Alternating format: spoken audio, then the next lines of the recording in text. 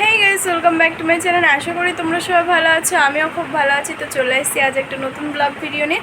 তো সবাই জানো আজ নীল, আর আমাদের এখানে খুব বড় করে চড়ক হয়। তো চড়কের ভিডিওটাও শেয়ার করব। তো চলো নীলের দিন কোথায় যাই, কোথায় কোথায় পুজো দিতে যাই আর কি কি করি সেটাই শেয়ার করব। তো তোমরা কেউ ভিডিওটা স্কিপ না করে পুরোটা দেখো, আর আমি পুরোটা কন্টিনিউ করতে থাকি। তো চলো একবারে আমি স্নান করে ঠাকুর ঘর গিয়ে দেখা হচ্ছে। চলো। তো তাড়াহুড়ো করে ঠাকুর পুজোটা সেরে পড়লাম, তার কারণ আমাদের বাড়িতে শিব ঠাকুর এসছে। তো আমাদের পাড়ায় যে শিব ঠাকুরটা ঘোরে আমাদের এখানকার মাঠে, সেটা এখনও এসে পারিনি। তো অন্য জায়গায় শিব ঠাকুর এসেছিলো, তার জন্য গোলু একটু শিব ঠাকুরকে স্নান করিয়ে নিল, আর যেই সন্ন্যাসী ছিল তাকেও জল ঢেলে নিল। তারপর আমিও একটু শিব ঠাকুরের মাথায় জল ঢেলে নিলাম। আর আমাকে যেন কে একটা বেশ মালাটা পরিয়ে দিয়েছিল তাদের গলার থেকে খুলে।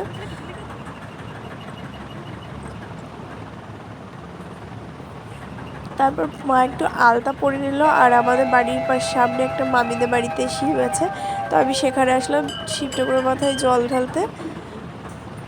তো তাকেও একটু আরাধনা করে নেওয়ার পর আমাদের বাড়ির এখানে শিবটাও আসবে।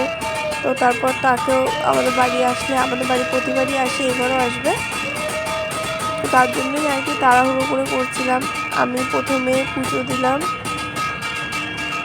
তারপর বৌদি একটু শিবের মাথায় জল ঢেলে নিল, মা ঢাললো। তারপর আমাদের বাড়িতে যখন আমাদের পাড়া শিবটা নিয়ে এসেছিলো বাড়িতে, মানে ভিডিও কেউ করে দিইনি, তাই সেটা নেওয়া হয়নি।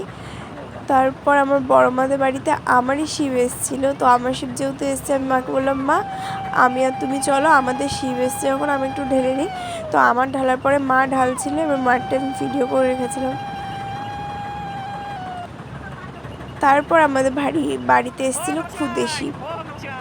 তাদের মাথাটাও ঠান্ডা করছিলাম, তার কারণ তারা রোদ্রে প্রচণ্ড কষ্ট করে এই নীলের দিনটা সারাটা দিন হাঁটা চলা করে মাথায় করে শিব নিয়ে সারা পাড়ায় পাড়ায় ঘুরে বেড়ায়।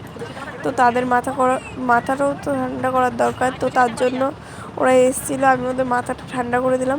আর এইটা জলই এনেছিলাম, জলের মধ্যে দুধ, গঙ্গার জল একটু একটু করে মিশিয়ে দিলাম।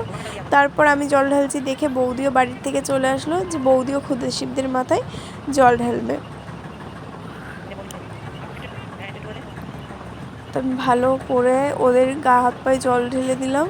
দেওয়ার পর বৌদি বললো, দে আমার একটু দে। তো আমি বৌদিকে দিয়ে দিলাম, বৌদি ঢালছে এবার।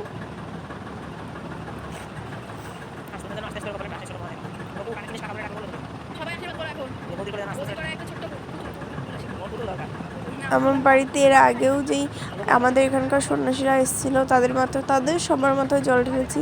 তারা হলো বড় শিব, এগুলো হলো ক্ষুদ্র শিব। বৌদি একটু প্রণাম করে নিল, ওরা আবার বেদ দিয়ে আশীর্বাদ দিল। তো আমি সব সন্ন্যাসীর পা মুছিয়ে দিয়েছিলাম, তো এদেরও দিলাম। তারপর যখন সন্ধ্যেবেলায় রাস্তায় আসলাম, এসে দেখলাম ওরা শ্মশানে যাচ্ছে, সেই কিসে একটা মরার খুলি আনে তার জন্য। আর আমি সন্ধ্যা দ্বীপ জ্বালতে, মানে দীপতি তো আমি জ্বালবো না, মারা জ্বালে। আমি সোনুর সাথে একটু গোপাল নিয়ে এসেছিলাম, গপুকে মাঠে নিয়ে গেছিলাম। তো গপুর সাথে সোনু খেলছিল আমার কোলে বসে বসে। দেন তারপর শুরু হলো বেল নাচ না কি একটা ডান্স বলে, যাই হোক। তো আমি ওর জন্য দাঁড়িয়েছিলাম মাঠের মধ্যে, সব সন্ন্যাসীরা গোল করে ঘিরে রেখেছে পুরো, যাতে মানুষ ওপাশে না যেতে পারে আর ভিতরে ওরা নাচ করতে পারে। তারপর শুরু হলো নাচ।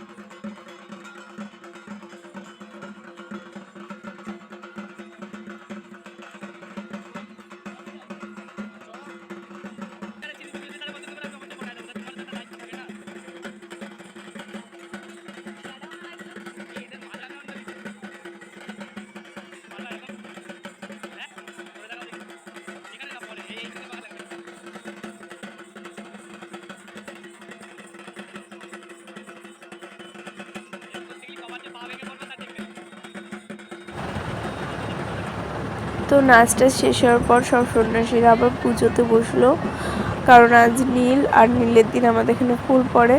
তো ফুল পড়ার জন্য বাবাকে সবাই মিলে ডাকছিল, বাবার আরাধনা করছিল। তারপর যখন ফুল পড়ছিল না, তাই সবাই মিলে আবার ডন্ডি কাটতে শুরু করলো। আর ডন্ডিও কাটা যাচ্ছিল না, তার কারণ এই জায়গাটা অনেকটা ছোট হয়ে গেছে আর সন্ন্যাসী অনেক বেশি, এই বাঁশগুলো না টানা আবার হয়ে যেত। তারপর এখানকার মূল সন্ন্যাসী যে সে আবার চারিদিকে গঙ্গার জল দিয়ে দিচ্ছে।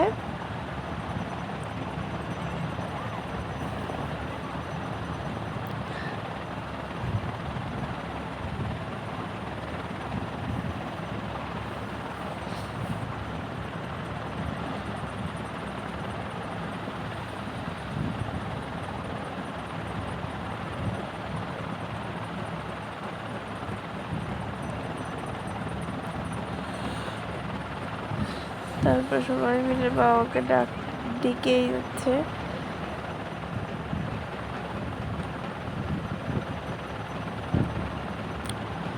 এত ডাকার পর বাবা একটা ফুল ফেলিয়েছে, আর সেটা হয়তো ছিল সমস্ত মূল সন্ন্যাসী বা গ্রামবাসীর নামে। আমি অতটা ঠিক শুনতে পাচ্ছিলাম না, কারণ ঢাকের খুব প্রচণ্ড আওয়াজ ছিল। কত মানুষ দেখো এখনো বসে রয়েছে।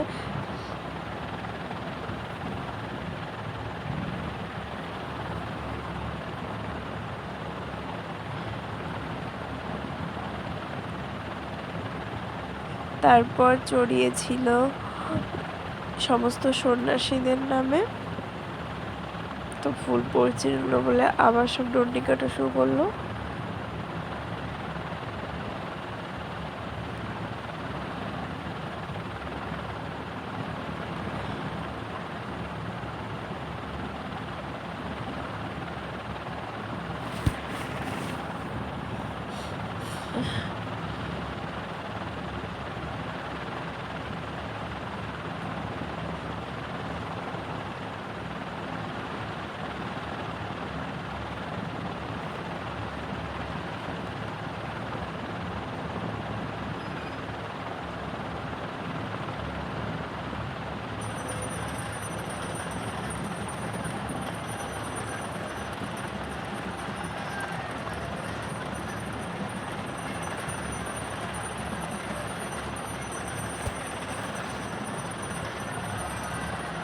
তারপর যখন ফুল পড়লো, যে সন্ন্যাসীদের মুখের মধ্যে যে হাসিটা, সেটা দেখে সত্যি মনের মধ্যে একটা আলাদাই শান্তি ছিল। সবাই কত আনন্দ করছে যে ফুল পড়ে গেছে।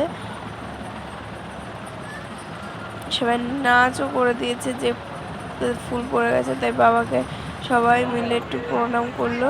দেন শুরু হলো এখানে যজ্ঞ।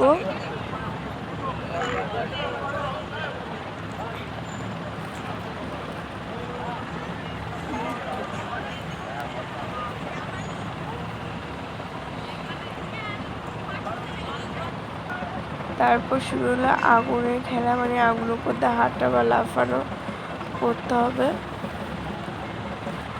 কারণ আগুন খেলতেও হবে তাড়াতাড়ি, খেলে টেলে আবার যেতে হবে হাজরাতে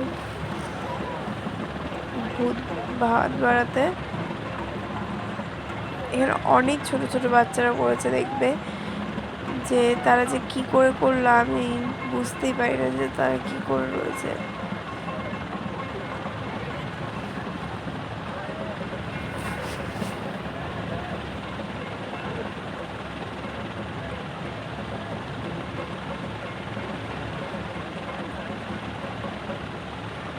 তারপর সবাই একটু বসে রেস্ট নিচ্ছিল, আবার অনেকে মিলে ওখানে নাচও করছিল, মানে যার যেটা ভালো লাগে।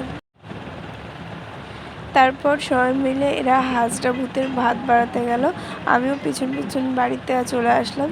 তো ভোরবেলা উঠে দেখি এরা সব ঘুমাচ্ছিল। তো ভিডিওটা আমি এখানে শেষ করছি। ভালো লাগলে লাইক কমেন্ট শেয়ার অবশ্যই করো। দেখা হচ্ছে নেক্সট ব্লগে।